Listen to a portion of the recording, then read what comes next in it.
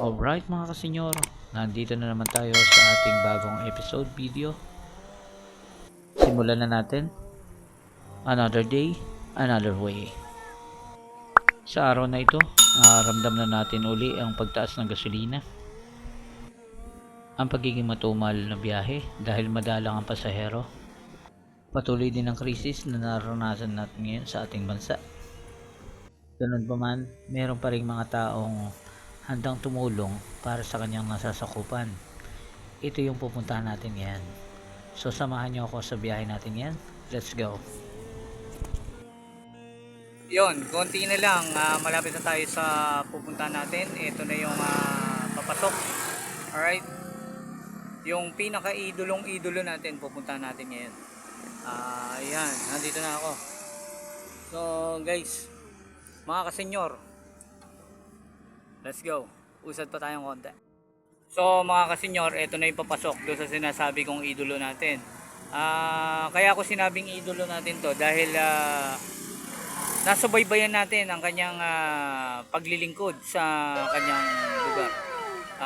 Buhat ng pandemic, tsaka napakarami niyang nagawa para sa kanilang lugar.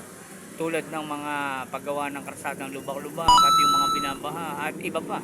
Lahat, pati sa ayuda. So, eto na tayo. Malapit na tayo mga kasenyor. Subaybayan nyo. Let's go po tayo.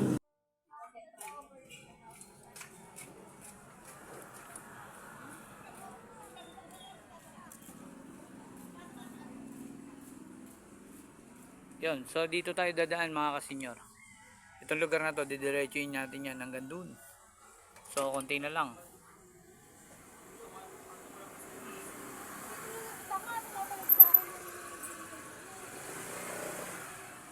Yun, dito tayo dadaan. Malapit na, konti na lang. Pupunta tayo dun sa may talyer ni John.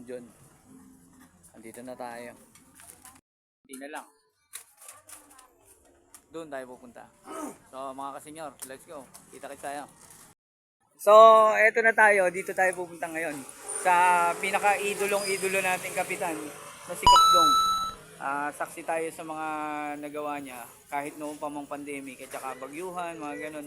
Tsaka sa mga development na nangyari sa Santa Ines. Ayun o, si idol natin o. Diba? Alam mo ka? So, guys. Ayun. Idol natin yan. Sa mga nakakakilala kay Kapdong, comment down below. So, andito na tayo sa pinaka-idol natin. Nakakadao pang palad natin ngayon. So, let's go guys. Ayun, mga kasenyor, nandito tayo. Pinaunlakan tayo ng kahit saglit na oras na meet natin si Kapitan Dong. Alright mga kasenyor, alam nyo ba na napakataas na ng gasolina ngayon? Pero kahit mataas ang gasolina, alam nyo ba na merong isang naglilingkod sa bayan na handang tumulong para sa mga tricycle boy?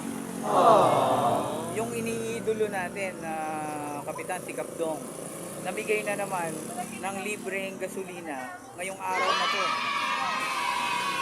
June 2. Napakalaking tulong yan para sa mga tricycle drivers. Wow! Isa sa pinakamahusay na kapitan si Kapdong para sa akin. Sa inyo ba? Comment down below sa mga nakakilala kay Kapitan Dong. Anong masasabi nyo? Parang pangatlong pangatlong fuel subsidy na ni Kapitan Dong para sa Santa Ines Toda. Kaya congrats sa Santa Ines Toda, mga kaibigan ko. Yan, like, follow and share. Para magpasalamat tayo kay Kapitan Dong. Ito po si Senyor Pakumbo. Hanga talaga ako kay Kapitan Dong. Yeah, idol. Let's go.